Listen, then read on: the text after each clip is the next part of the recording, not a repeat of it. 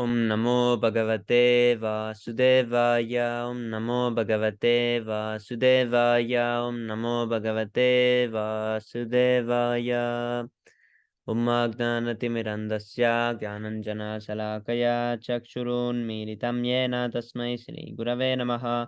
Shri Chaitanya Manobhistam Stapitam Yena Bhutale Swayam Rupa Kada Mahyam Dadati Swapadantikam Vandeham Shri Guru Shri Yutapada Kamalam Shri Gurun Vaishnavamscha Shri Rupam Sagrijatam Sagana Raghunathanvitam Tam Sajivam Sarvaitam Savarutam Parijana Sahitam Shri Krishna Chaitanya Devam Shri Radha Krishna Padan Sagana Lalita Shri Visakhanvitamscha हे कृष्ण करुणा सिंधो दीनबंधो जगत्पते गोपेश गोपिका कांता राधा कांत नमोस्तुते तप्त कांचन गौरंगी राधे वृंदावनेश्वरी वृषभानुसुते देवी प्रणमामि हरिप्रिये पंचाकल्पतरुभ्यश्च कृपा सिन्धुभ्य एव च पतितानां पावनेभ्यो वैष्णवेभ्यो नमो नमः नमां विष्णुपदाय कृष्णप्रेष्ठाय भूतले श्रीमते भक्तिवेदांता स्वामी निति नामिने नमस्ते सरस्वते देवे गौरवाणी प्रचारिणे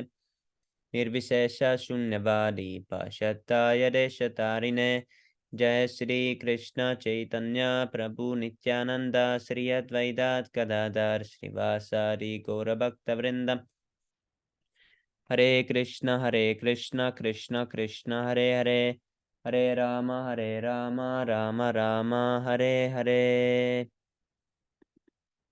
Hare Krishna, please accept my humble obeisances. All glories to Srila Prabhupada. So, Prabhus, today we start a new book, and it is called Light of the Bhagavata.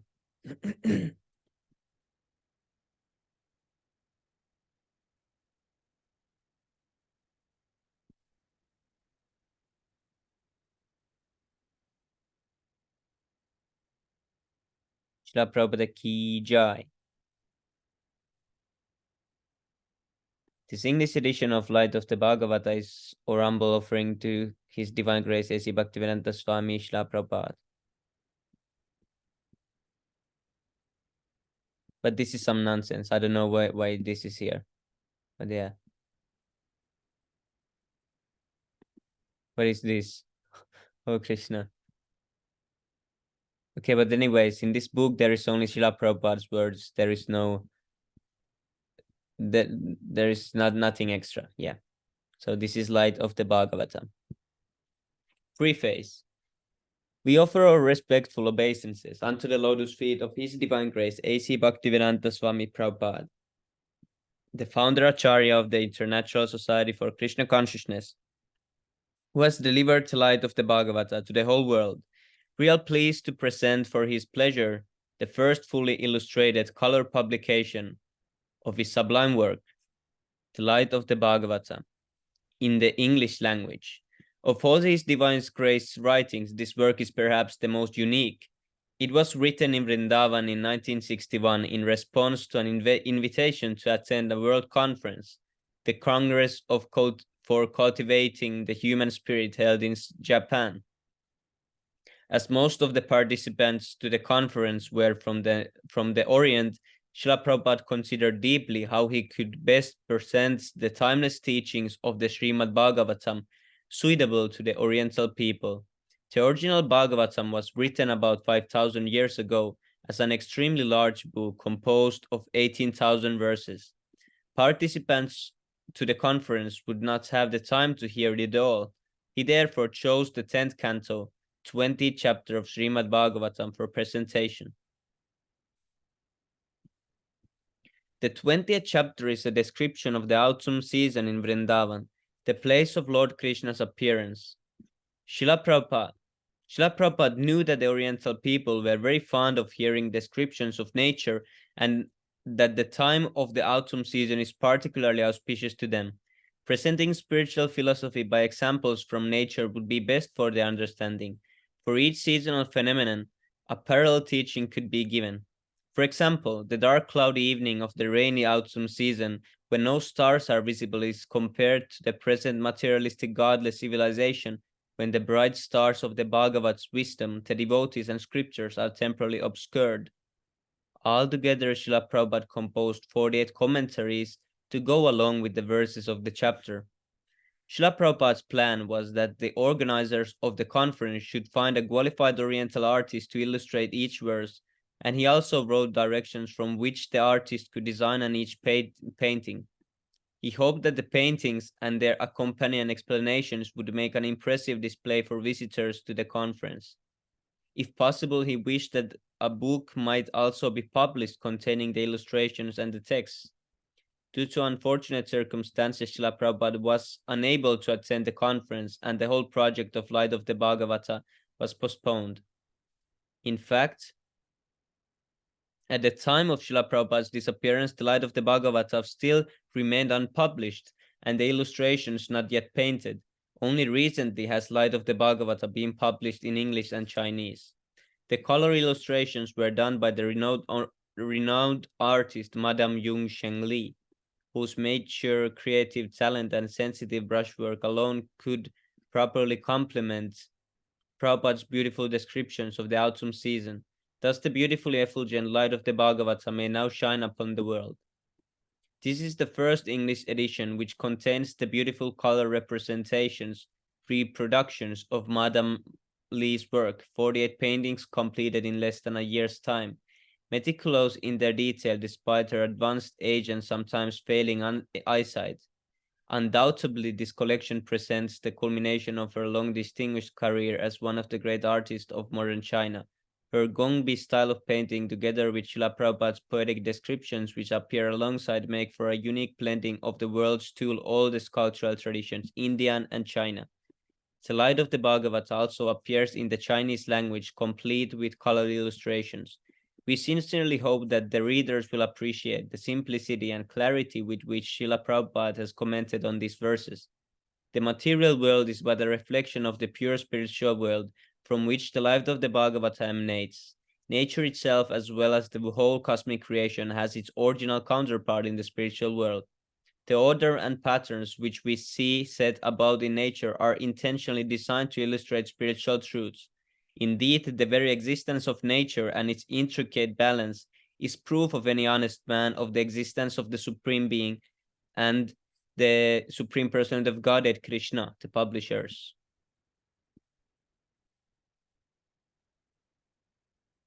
So here's the first painting. Seems like there's lightning, clouds.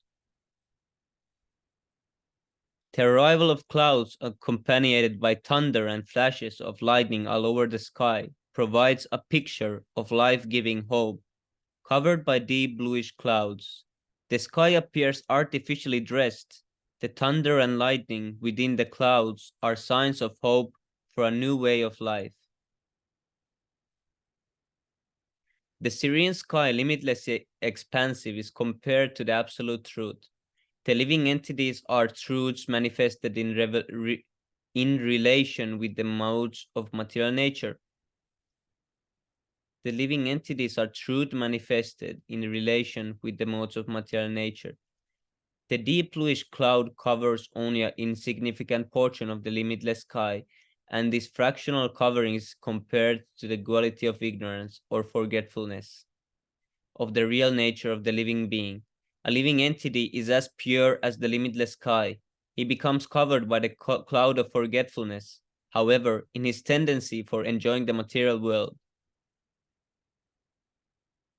Because of this quality called tamas, ignorance, he considers himself different from the absolute soul and forgets his purity, which is like that of the clear sky. This forgetfulness gives rise to separatism in false ego. Thus, the forgetful living entities, individually and collectively, make sounds like thundering clouds. I am this, it is ours, or it is mine. This mood of false separatism is called the quality of rajas, and it gives rise to a creative force for separate lordship over the modes of tamas. The flash of lightning is the only beam of hope that can lead one to the path of knowledge, and therefore is compared to the mode of sattva, or goodness. The limitless sky, or the all-pervading absolute truth, Brahman, is no different from the covered portion of the sky, but simultaneously the whole sky is different from the fractional portion that is liable to be covered by the dark cloud. The cloud accompanied by thunder and lightning cannot possibly cover the limitless sky. Therefore, the absolute truth, which is compared to the whole sky, is simultaneously one with the manifested living being and different from him. The living being is only a sample of the absolute truth and is prone to be covered by the circumstantial cloud of ignorance.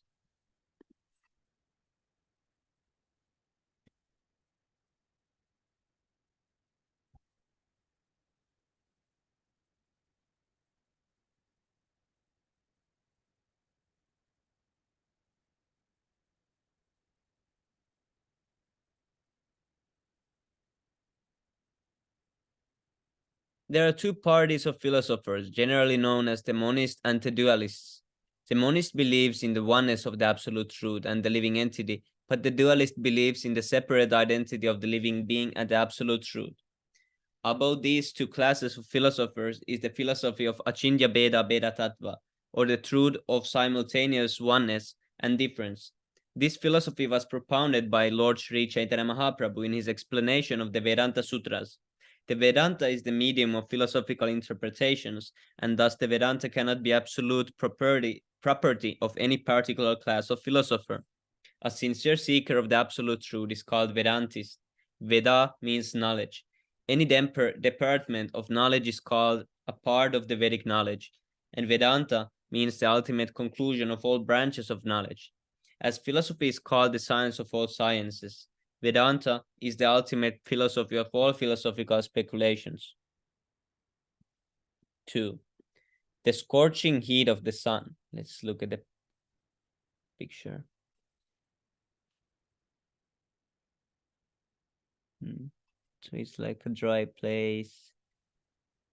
There is no leaves on the trees. It's really hot because they don't have any thick clothing. And seems like, yeah, the place looks really dry. And there's the sun. The scorching heat of the sun evaporates water from the seas, rivers, lakes, and reservoirs, and there is little water anywhere. The people become thirsty and always look overhead for rain, but in despair. Yet just as the right moment, torrents of rain began to fall everywhere in the land, even on the hard stones, and the land becomes overflooded.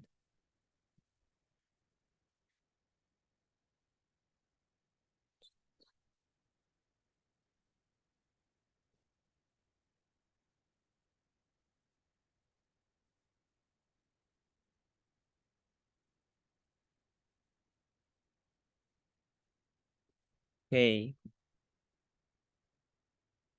a little pause for a second.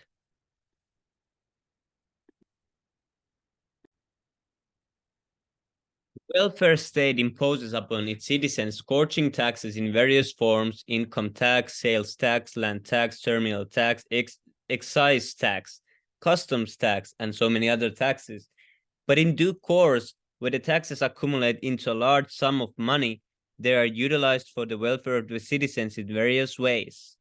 Nonetheless, sometimes it happens that the benefits of the taxes fall like rains on stone-hearted men in the state who are unable to utilize the money properly and who squander it for sense gratification. The common man supposes the unequal distribution of rain to represent nature's wrath for our sinful acts. There is truth in this. Thus, to have an equal distribution of state-raised taxes, the citizens need to be scrupulously honest and virtuous. They should be honest in the payment of taxes to the state and should have honest representatives to look over the administration. In the modern setup of democratic states, the citizens can have no cause for grievances because the whole administration is conducted by the people themselves.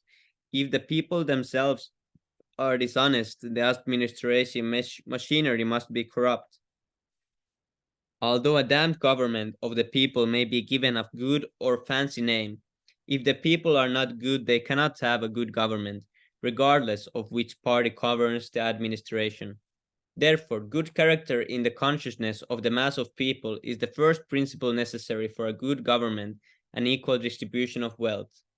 In ancient days, the kings were taught lessons in political philosophy by ideal teachers, and the citizens from village to village were taught the principles of self-realization according to the Vedic codes for both the material and the spiritual upliftment of society. Therefore, the citizens were God-conscious and honest in their dealings, and the kings were responsible for the welfare of the state. The same basic principles are accepted in the democratic governments of the present day for the irresponsible party of the people is always voted out of power and must yield to the responsible party for a better government. In the cosmic administration, there is only one party, which consists of the servants of God, and the responsible deities of the various planets maintain the cosmic law in terms of the orders of the Supreme Lord. But the people suffer on account of their own folly. And what is that folly? In the Bhagavad Gita, it is stated that people should perform yagnas or sacrifices for the satisfaction of the Supreme. Annad bhavanti bhutani parjanyad annasambhava yagnad bhavati parjanyo yagna karma samudbhavaha. All living bodies subsist on food grains, which are produced from rains. Rains are produced by performance of yagna, sacrifice, and yagna is born of prescribed duties. Bhagavad Gita 3:14. The Supreme is all-pervading. Therefore, people must learn to perform yagnas to satisfy four different ages. And in the present age of iron industry, the yagna that enlightens the mind of the masses for God consciousness is recommended. This process of yagna is called the Sankirtan yagna, or mass congregation for invoking man's lost spiritual consciousness. As soon as this movement is taken up through spiritual singing, dancing, and feasting, the people will automatically become obedient and honest. Obedience is the first love of discipline. The people have become disobedient to the laws of God, and therefore neither rain nor wealth is equally distributed. A man who is ultimately disobedient cannot have any good qualification. When disobedient leaders lead the disobedient people, the whole atmosphere of the administration becomes polluted and full of dangers, as when a blind man leads several other blind men. The state taxes, therefore, should be spent to build the character of the people in general. That will bring happiness to the citizens of the state. Hare Krishna, Pranjal Prabhupada, Jai Prabhupada. 3. Okay, here's the picture. What can we see?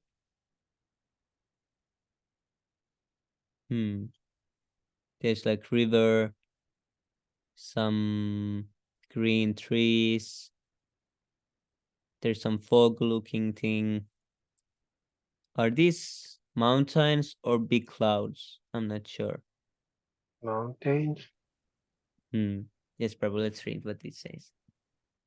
Attracted by the electricity throughout the sky and driven by the forceful winds, clouds gradually cover the surface of the earth to satisfy the needy people by supplying water, which is the substance of their life. The clouds bestow rains upon the man as the mercy of the Lord, who is always kind to the needy living being. We should always know that God is always kind to us, despite our gross disobedience to the laws of God's nature. The Lord is kind enough to look after our maintenance. Water is one of the most important items for our maintenance, because without water we cannot neither produce food grains nor quench our thirst. Water is also required very liberally for many other purposes. Thus the Lord has preserved water on 3/4 of the globe and has made it salty to preserve it. Salty water does not decompose, and that is the arrangement. Yes, this is really intelligent, actually. Thus the Lord has preserved water on the 3/4 of the globe and has made it salty to preserve it. Salty water does not decompose, and that is the arrangement of providence.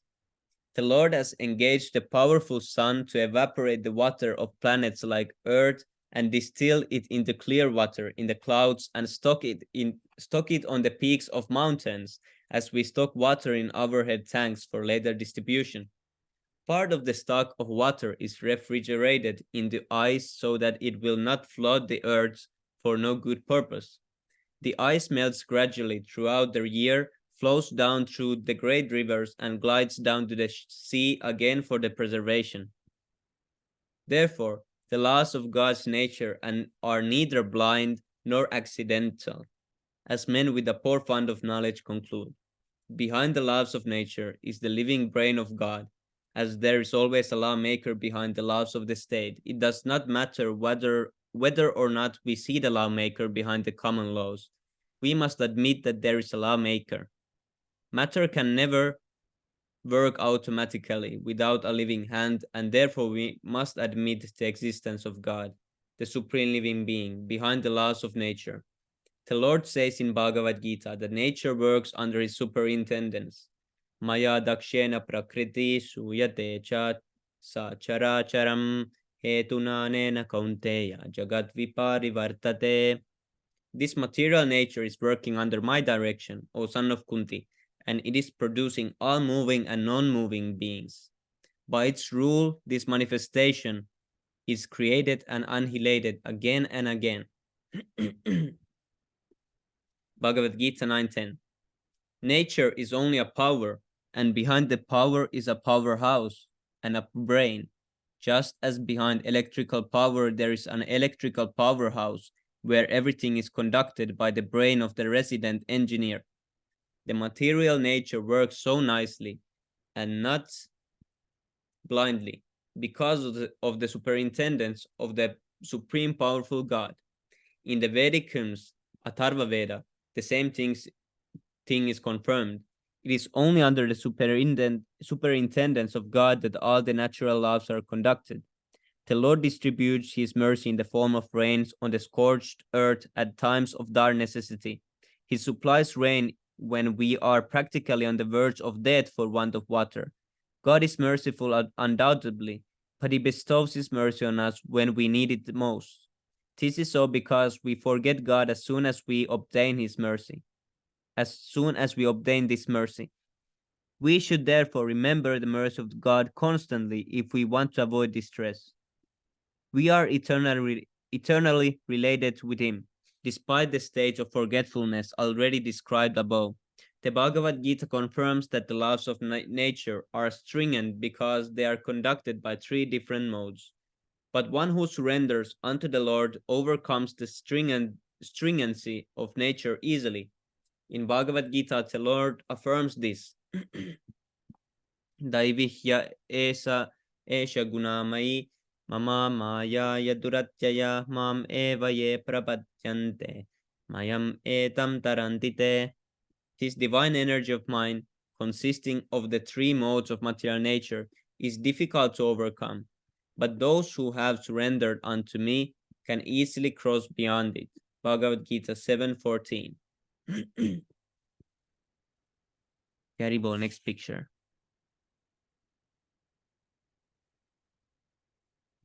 Is it two pictures?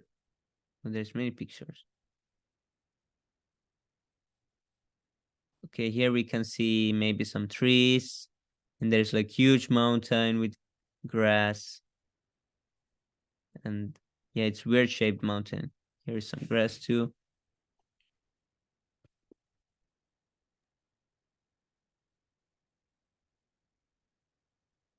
Some field, mountain, houses.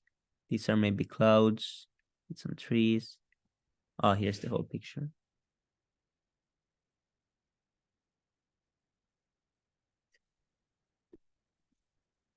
Pranjal Prabhu, do you want to read?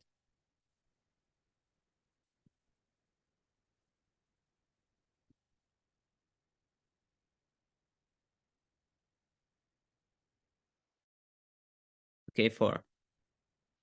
After heavy rain showers, the fields and forests in all directions appear green and healthy.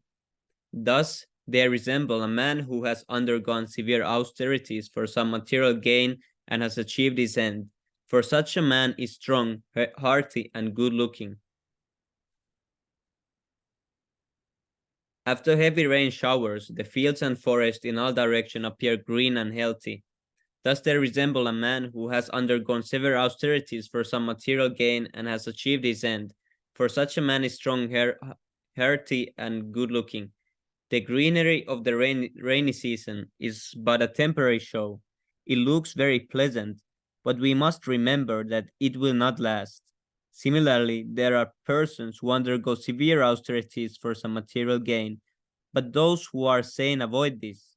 Severe austerities for temporary gains are simply a waste of time and energy. Material loss and gain are destined in accordance with the formation of each particular body. There are 8.4 million species of life, and each type of body is destined to enjoy and suffer in accordance with its particular formation.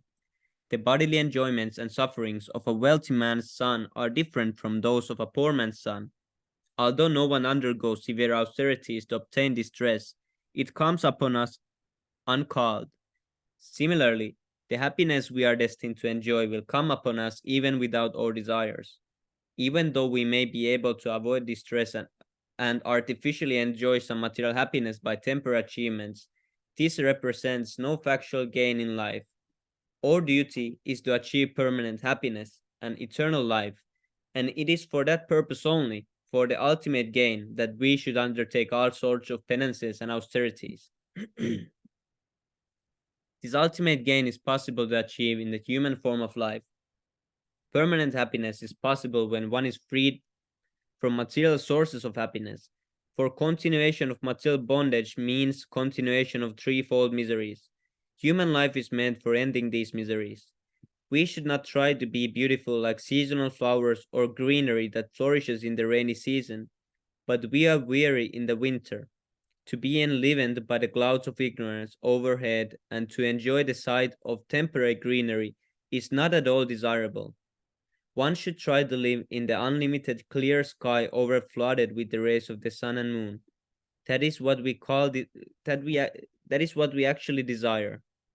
A life of freedom in eternity, complete knowledge, and a blissful atmosphere is the heart's desire for an enlightened soul.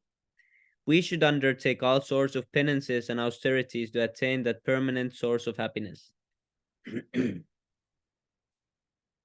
is the next picture. These are some butterfly-looking flowers. I'm not sure if it's butterfly or flower, but I think it's maybe flower. Fire. And here are some grass, long grass. Oh, they're glowworms. Yeah, glowworm. The evening in the rainy season is dark all around. There is no sight of the twinkling stars on the horizon or the pleasing moon. They are covered by clouds, and the insignificant glowworms become prominent in the absence of the luminaries in the open sky. As there are seasonal changes within a year, so there are changing ages in the duration of the manifest cosmic world. These changing ages are called yugas or periods.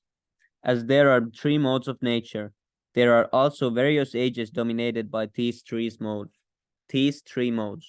The period dominated by the mode of goodness is called Sadhya Yuga. The period of passion is called Treta Yuga, and the period of mixed passion and ignorance is called Dvapara Yuga. And the period of darkness and ignorance, the last period, is called Kali Yuga, or the age of quarrel. The word Kali means quarrel. Kali Yuga is compared to the rainy season because many difficulties in life are experienced during this damp season. In Kali Yuga, there is a dearth of proper guidance.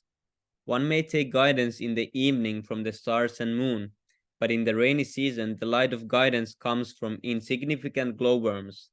The real light, the real light in life is the Vedic knowledge. The Bhagavad Gita affirms that the purpose of the Vedas is to know the all-powerful personality of Godhead. Sarvasya chaham hridi sannivisto mattas smritirgyanam apohanam cha Vedaischa charvairahameva vedyo vedanta kritvedavid evachaham. I am seated in everyone's heart, and from me come remembrance, knowledge, and forgetfulness. By all the Vedas I am to be known. Indeed, I am the compiler of the Vedanta. I am the knower of the Vedas. Bhagavad Gita 15:15. But in this age of quarrel, there are quarrels, even over the point of the existence of Godhead. In the godless civilization of the age of quarrel, there are numberless societies, religious communities, and religious sects. Most of them try to banish God from the religion. Glowworms want to be prominent in the absence of the sun and the stars, and these small groups following various religious conceptions are like glowworms trying to be prominent before the eyes of the ignorant mass of people. There are now a number of self-made incarnation people follow without authority from the Vedic literatures. There is regular competition between one incarnation's group and another's. The Vedic knowledge comes in tradition from the spiritual master through the chain of disciplic succession. Oh, Krishna, where did we go? And the knowledge must be acquired through this chain without deviation. In the present age of quarrel, the chain has been broken here and there, and thus the Veda is now interpreted by unauthorized men who have no realization. The so-called followers of the Vedas deny the existence of God, as in the darkness of a cloudy evening, the glowworms deny the existence of the moon and stars. Saner people should not be waylaid by such unscrupulous men. The Bhagavad Gita is the summary of all Vedic knowledge because it is spoken by the same person of Godhead who imparted the Vedic knowledge into the heart of Brahma, the first created being in the universe. Srimad Bhagavatam was especially spoken for the guidance of the people of this age, which is darkened by the cloud of ignorance. But it's here. There's a frog, a big frog, and he's at some. This is water, and yeah, he's looking at some reflection, maybe. 6. On hearing the sounds of the torrential rains, the frogs come out of the mountain caves and begin to chant, like brahmacharis, who chant the Vedic hymns by the order of the spiritual master. Here's the frog. It says, croak, croak. In this age of godless civilization, the sages of world recognized religious sects who believe in God must come out of their secluded places and preach the science of God, the supreme will, to the people in general. Hindus, Muslims, Christians, and the members of the other sects that have convincing faith in the authority of God must not sit idly now and silently watch the rapid growth of a godless civilization. There is the supreme will of God, and no nation or society can live in peace and prosperity without acceptance of this vital truth. The warning is already there, and responsible leaders of religious sects must meet together and form a common platform of a league of devotees of the Lord. There is no need for self-realized souls to live in a secluded place. Perfect self-realized souls engaged in the service of the Lord are unafraid of Maya. Just as law-abiding citizens of a state never fear the police, such fearless devotees of God always speak scientifically about the existence of God, even at the risk of death. Such devotees of God feel compassion for the mass of people who have completely forgotten the Supreme Lord and who engage in the false pursuit of happiness and that ends in the sense pleasures enjoyed by the hogs and dogs.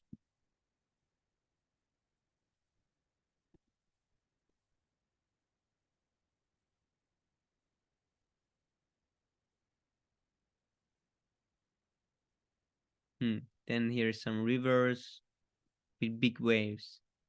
What is this? The small rivulets that almost dried up during the months of May and June now begin to overflow their banks, like upstarts that suddenly overflow the limits of expenditure. One should learn gravity from the sea and the rivulet. The sea is always within its limits, in spite of the many rivers pouring water into it.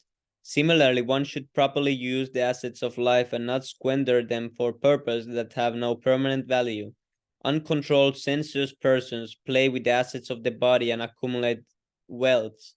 But the strength of the body should be used for self realization, not for sense gratification. Human beings have two kinds of temperament. Some are introspective and the others are extravagant. Those who are extravagant are enamored of the external features of the phenomenal beauty and have no insight into the whole manifestation. They are practically asleep to introspection, and thus they are unable to derive any permanent value from the assets of the human body, of the human form of body. But one who has developed introspection is as grave as the sea, while those who are extravagant are calm and quiet in sleep. Such grave persons use the full advantage of the human form of life. Although the animal propensities of the body should be minimized, those who are extravagant temporarily overflow in material enjoyment. Nonetheless, as soon as the rainy season of life is over, they become as dry river beds. Life is meant for the right cause, or sat, which means exists for all time. That which exists for all time. In the material world, nothing is sat or eternal, but the bad bargain of the material world can be used for the best purpose. The mind dedicated to extravagance is a bad bargain, but one can make the best use of the mind by introspection. Gary Ball, now we can go to six as the compares. चेतो दर्पणमार्जनं भवमः दावाग्निर्वापनम्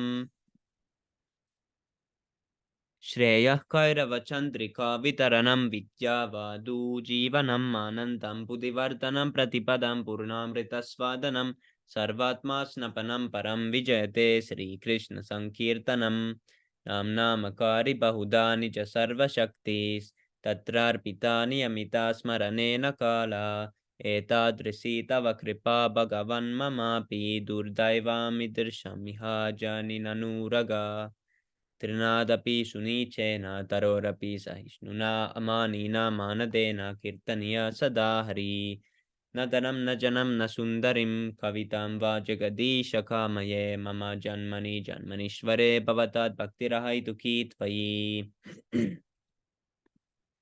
ऐनन्दतनुजा किङ्करं पतितां मां विषमे भवां बुधौ कृपाय तव पादपङ्कज स्थितधूलिसदृशं विचिन्तय नयनं गलदश्रुधारया वदनं कदा गिरा पुलकर्निचितं वपु कदा तव नाम गृहणे भविष्यति युगायितं निमेषेण चक्षुषा प्राविर्शायितं शून्यायितं जगत्सर्वं गोविन्दाविरहेण मे आश्लिष्य वा पादरतं पिनष्टु माम् अदर्शनान् मर्महतां करोतु वा यथा तथा वा विधातु लम्पतो मत्प्राणनाथस्तु स एव नापरः. Translation. Yes, Prabhu. Yeah, that's a really nice book. First time I was reading it now, and it's really an addicting book. Really nice. Glory to the Sri Krishna Sankirtan, which cleanses the heart of all the dust accumulated for years and extinguishes the fire of conditional life of repeated birth and death. This Sankirtan movement is the prime benediction for humanity at large because it spreads the rays of the benediction moon.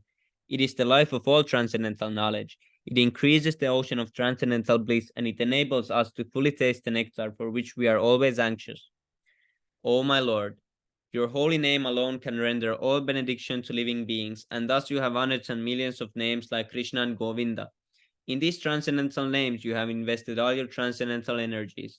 There are not even hard and fast rules for chanting these names. O my Lord, out of kindness you enable us to easily approach you by your holy names, but I am so unfortunate that I have no attraction for them. One should chant the holy name of the Lord in a humble state of mind, thinking oneself lower than the straw in the street. One should be more tolerant than a tree, devoid of all sense of false prestige, and should be ready to offer all respects to others. In such a state of mind, one can chant the holy name of the Lord constantly. O Almighty Lord, I have no desire to accumulate wealth, nor do I desire beautiful women, nor do I want any number of followers. I only want your causeless devotional service, birth after birth. O son of Maharaj Nanda, Krishna, I am your eternal servitor, yet somehow or other I have fallen into the ocean of birth and death.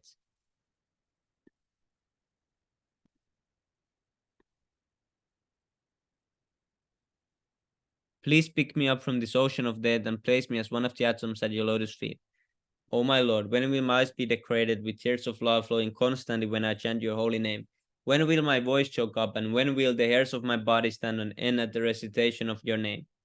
O Govinda, feeling your separations, I'm considering a moment to be like 12 years or more. Tears are flowing from my eyes like torrents of rain, and I'm feeling all vacant in the world in your absence.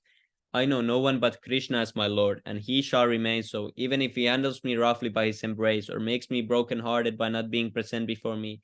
He is completely free to do anything and everything, for he is always my worshipful Lord, unconditionally. Haribol. Sri Siksastakam ki jai. Hare Krishna, Hare Prabhu, Dandak Pranam, Jai Shri Prabhupada. Hare Krishna. I'm sorry I came so late. Would have been so cool to start this with you. Yes, Prabhu, no problem. I think you can read 2 chapters for us. What? You can 2 read chapters? Yes, Prabhu, because these are only 1-page chapters, so we can read 2 pages. Ah, okay. Yes, let's see this picture. What is here? Oh, there's some butterflies. Is this? It's like a little bee. No, it's a butterfly too. There's flowers, and the butterflies are going to the flowers. Okay, here's the text. The colorful greenery of the newly grown grass, the seasonal flowers, the frogs' umbrellas, the butterflies, and the other variegatedness of the rainy season perfectly represent a well-to-do family absorbed in vanity over their personal assets. A rich man displays his opulence in various colorful ways. He has a good residential bungalow with sufficient property and a well-trimmed garden. The bungalow is decorated with up-to-date furniture and carpets. There are motor cars with dazzling polish and a radio set receiving and broadcasting colorful news and melodious songs.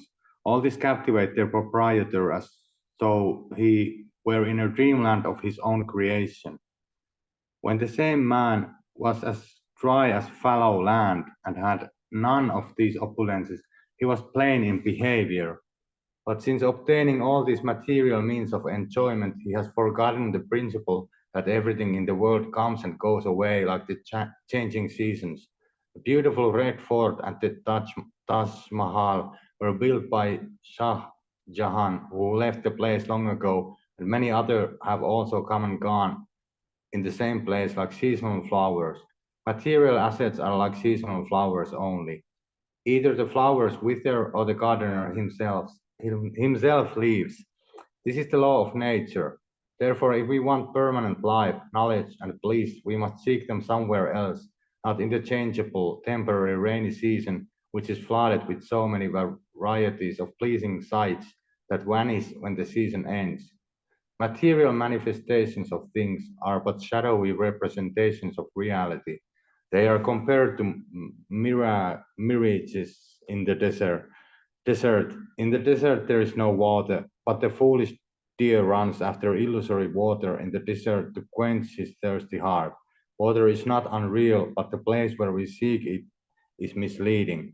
The advancement of materialistic civilization is just like a mirage in the desert. The deer runs after water in the desert with full speed, and the illusion of water moves ahead at the same speed as the foolish deer. Water is not false, but we must not seek it in the desert. A living entity, by his past experience, remembers the real happiness of his original spiritual existence, but since he has forgotten himself, he seeks spiritual or permanent happiness in matter, although this is impossible to achieve. Ribol. Yes, this book is really nice. It's full of these amazing examples. And because we live in Finland, this is even easier to see because about the season change. Because first it is like when the summer season comes, everything becomes so beautiful and green, and there is life everywhere. and everything is so vibrant and living. There's even bugs everywhere. Trees have their leaves. But now it only lasts for 2 months or 3 months. Then now it is coming for, it's like winter season, and now everything is dead, and it's complete. Everything is gone. It's the same place, but totally different. It's like other 3 months ago, everything was living, but now everything is completely dead. So it can be seen even more better in this country. Oh. True.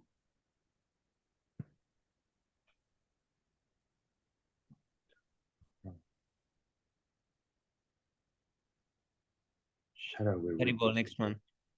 What is going on here? This is some king, maybe, or some. No, it's not a king. I think some rich man, and these are his servants. And here is some people outside. Yeah, this is some palace-looking thing. Okay, Prabhu, you can read this. A picturesque, I don't know how to, a picturesque scene of green paddy fields enlivens the heart of the poor agriculturalist, but it brings gloom to the face of the capitalist who lives by exploiting the poor farmers. Ah, it's Yeah, some that's what is going capitalism. on here. Yeah. Yeah, he's happy here, and these are the farmers.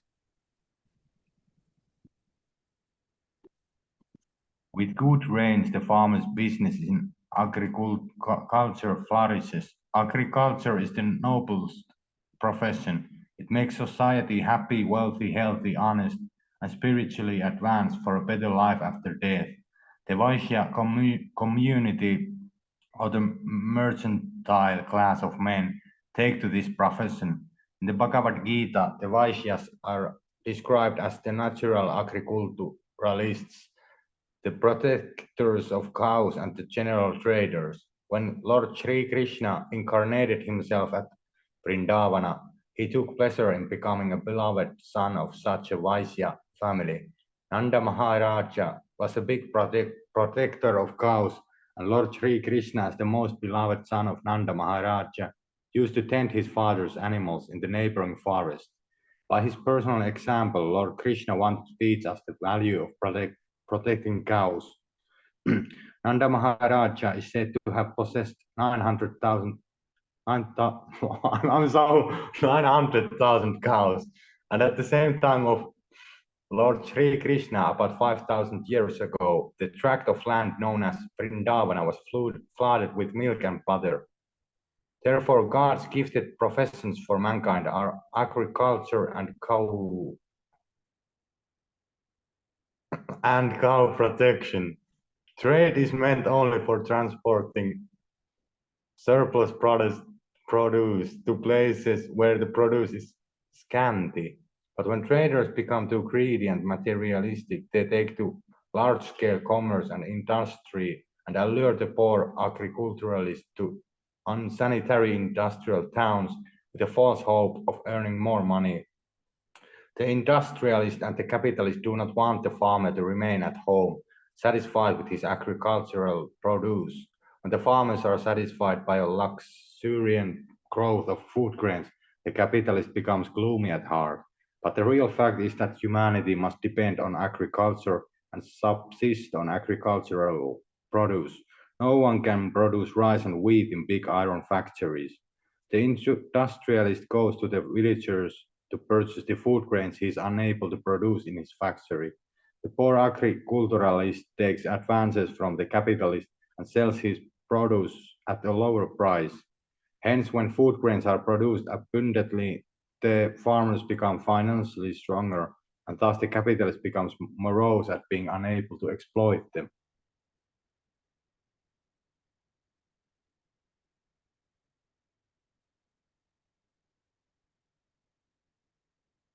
Yes, this is going at the present moment in every country. In Finland also, they are trying to get everyone to move from countrysides by making it so hard to live there that they must, or the farmers must leave to the cities.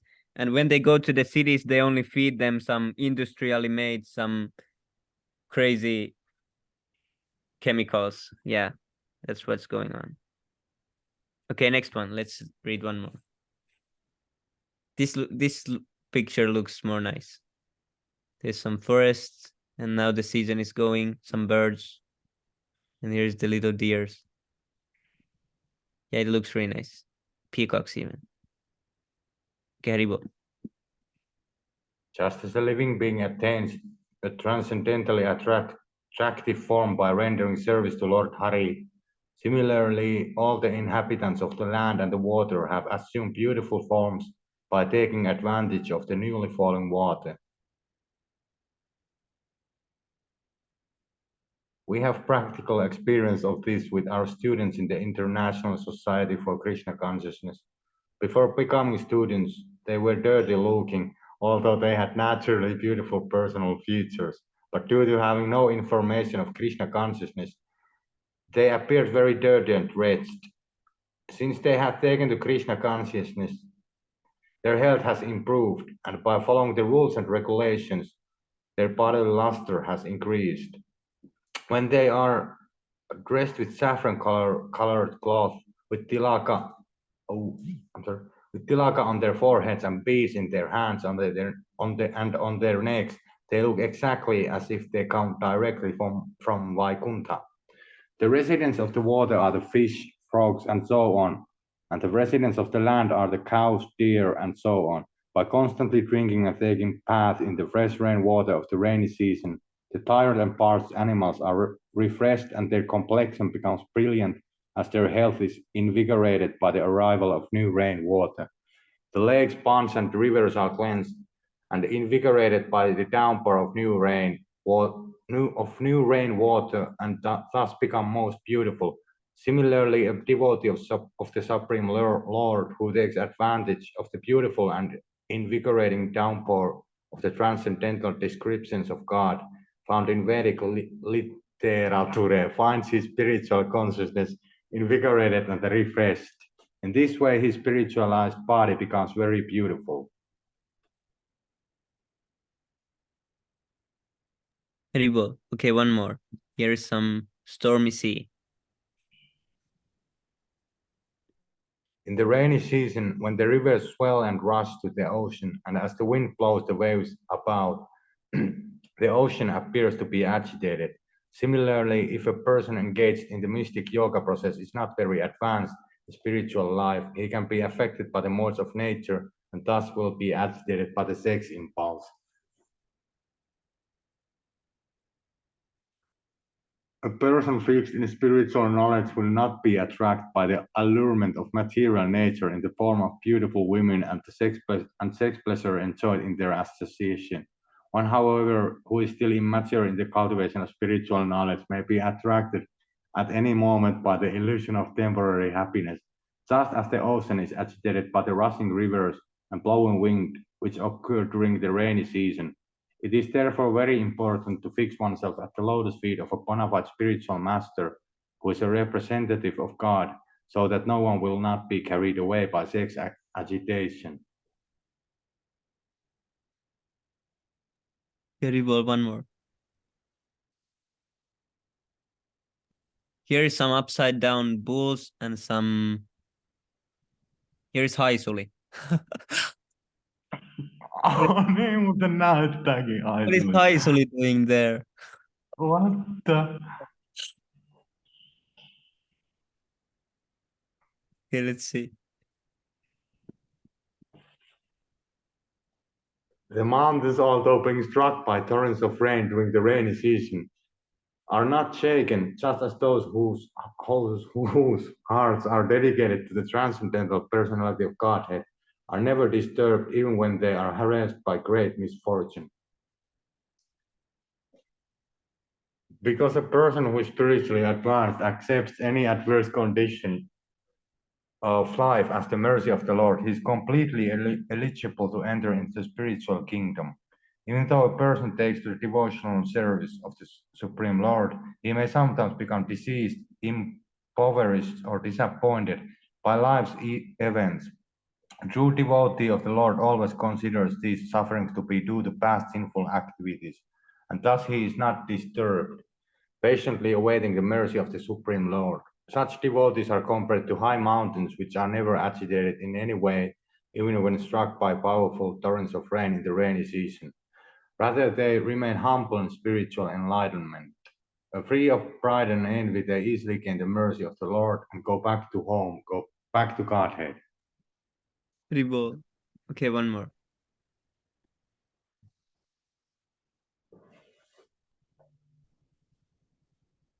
Yes, here is some villagers going to the mountains. In the rainy season, some of the roads are not frequently used and become covered with long grasses, on account of which it becomes very difficult to see the road. Similarly, in this age, the transcendental scriptures are not properly studied by the Brahmanas. Being covered by the effects of time, the scriptures are practically lost, and it becomes very difficult to understand or follow them. A covered road is exactly like a Brahmana who is not accustomed to studying and practicing the reformatory practices of Vedic injunctions. He becomes covered with the long grasses of illusion. In that condition, forgetful of his constitutional nature, he forgets his position of eternal servitorship to the Supreme Personality of Godhead. By being deviated by the seasonal overgrowth of long grasses created by Maya, a person identifies himself with illusory productions of nature and succumbs to illusion, forgetting his spiritual life. Yeah, Ribo, this picture is so nice, so we can read this one more.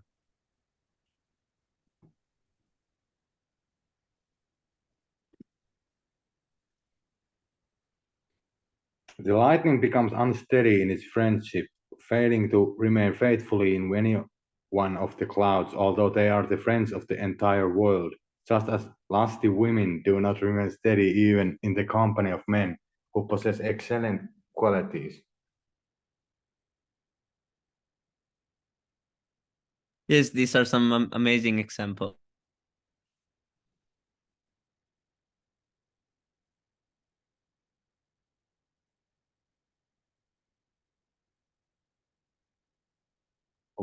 During the rainy season, lightning appears in one group of clouds and then immediately in another group of clouds. This phenomenon is compared to a lusty woman who does not fix her mind on one man. A cloud is compared to a qualified person because it pours rain and gives sustenance to many people. A man who is qualified similarly gives sustenance to many living creatures, such as family members or many workers in business. Unfortunately, his whole life can be disturbed by a wife who divorces him. When the husband is disturbed, the whole family is ruined.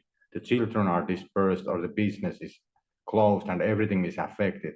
It is therefore recommended that a woman desiring to advance in Krishna consciousness peacefully live with the husband and that the couple not separate under any condition. The husband and wife should control sex indulgence and concentrate their minds on Krishna consciousness so their life may be successful. After all, in the material world, a man requires a woman and a woman requires a man. When they are combined, they should live peacefully in Krishna consciousness and should not be restless like the lightning flashing from one group of clouds to another. Yeah, Ribo, one more.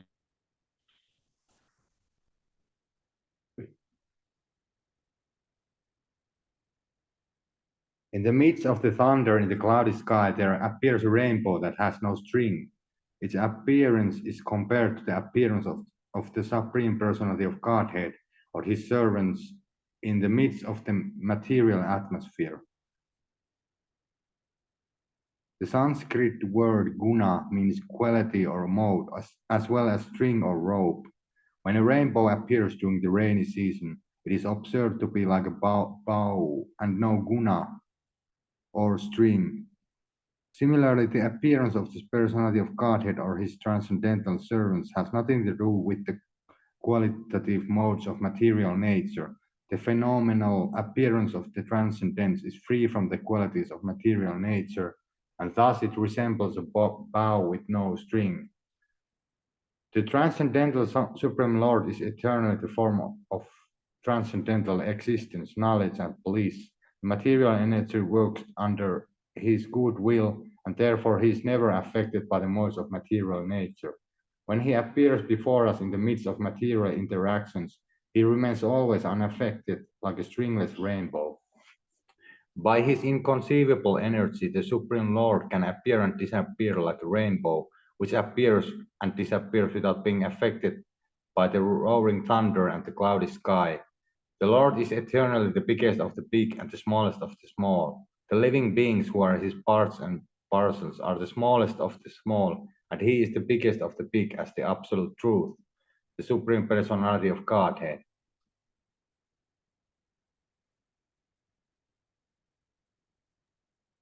Haribol. Thank you so much, Prabhu. Yes, now we can go. Haribol, thank you.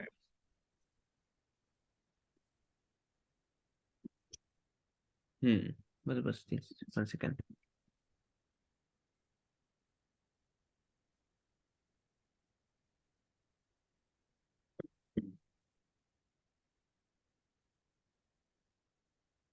Yes.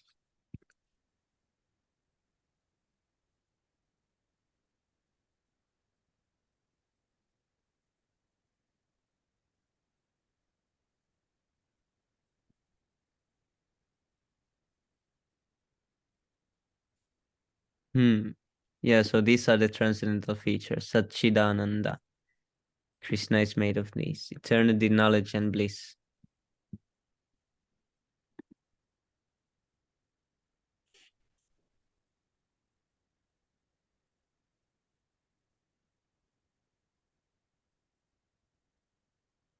In material world, everything is made in contact with the three modes of material nature. And in spiritual world, everything is eternity, knowledge, and bliss.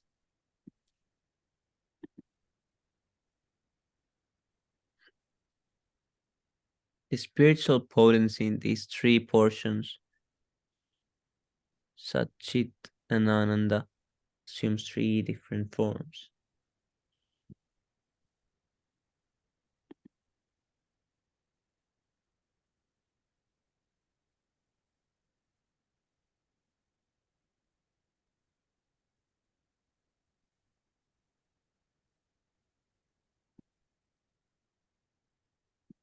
Haribol. Cheto darpanamārjanam bhavamahādāvāgnirvāpanam shreyah kairavachandrika vitaranam vidyavādu jivanam anandam buddhivartanam pratipadam purnamritasvadanam sarvadmasnapanam param vijayate. Sri Krishna Sankirtanam. Nam Akari Pahuda Nija Sarva Shaktis Tatrarpitani Yamita Smarane Nakala Ha Etat Tava Kripa Pagavan Mamapi Durdaivam Itrisham Mihajaninam Nu Raga. Trinadapi sunicena tarorapi sahisnuna amanina manadena kirtaniya sadahari. Natanam Nachanam Nasundarim Kavitam Va Jagat Isha Kamaje Mama Chanmani Chanmanisware Pavatat Bhaktir Ahaituki Tvaji. Ainandatअनुजा किङ्करं पतितं मां विषमे भवां बुधौ कृपया तव पादपङ्कजस्थितधूलिसदृशं विचिन्तय. Nayanam Kaladashruttaraya Vadanam Gada Druttaya Gira Pulakarnichitam Papukada Tavanama Grahane Bhavishyati. युगायितं निमेषेण चक्षुषा प्राविर्ष्यायितं शून्यायितं जगत्सर्वं गोविन्दाविरहेण मे. Ashrishyava Padaratam Pinastumam Adarshanan Marmahatam Karotuva Natatava Vidadatu Lampato Matprana Natastusa Eva Naparaha. Haribol, glory to the Sri Krishna Sankirtana, which cleanses the heart of all the dust accumulated for years and extinguishes the fire of conditional life, of repeated birth and death. This Sankirtan movement is the prime benediction for humanity at large, because it spreads the rays of the benediction moon. It is the life of all transcendental knowledge. It increases the ocean of transcendental bliss, and it enables us to fully taste the nectar for which we are always anxious. O my Lord, your holy name alone can render all benediction to living beings, and thus you have hundreds and millions of names like Krishna and Govinda. In these transcendental names, you have invested all your transcendental energies. There are not even hard and fast rules for chanting these names. O my Lord, out of kindness you enable us to easily approach you by your holy names, but I am so unfortunate that I have no attraction for them. One should chant the holy name of the Lord in a humble state of mind, thinking oneself lower than the starving in the street. One should be more tolerant than a tree, devoid of all sense of false prestige, and should be ready to offer all respect to others. In such a state of mind, one can chant the holy name of the Lord constantly. O Almighty Lord, I have no desire to accumulate wealth, nor do I desire beautiful women, nor do I want any number of followers. I only want your causeless devotional service, birth after birth. O son of Maharaj Nanda, Krishna, I am your eternal servitor, yet somehow or other I have fallen into the ocean of birth and death. Please pick me up from this ocean of death and place me as one of the atoms at your lotus feet. O my Lord, when will my eyes be decorated with tears of love, flowing constantly when I chant your holy name? When will my voice choke up, and when will the hairs of my body stand on end at the recitation of your name? O Govinda, feeling your separations, I'm considering a moment to be like 12 years or more. Tears are flowing from my eyes like torrents of rain, and I'm feeling all vacant in the world in your absence.